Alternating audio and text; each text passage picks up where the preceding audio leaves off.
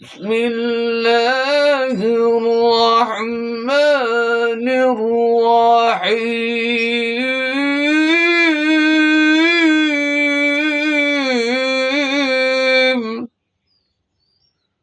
رب نجني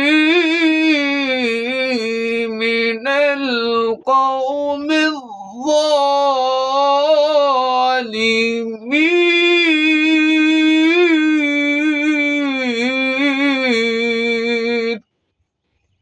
সূরা কাসাস 21 নং আয়াতটি।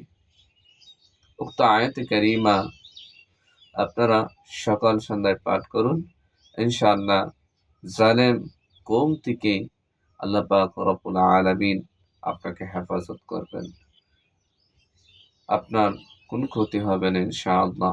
সকাল সন্ধ্যায় এই দোয়াটা বেশি বেশি পাঠ করুন। কমপক্ষে হলে 3 বার পাঠ করুন। আল্লাহর কাছে সাহায্য চান যে আল্লাহ জালিম কওম, জালিম বাদশা থেকে আল্লাহ আমাকে রক্ষা করুন।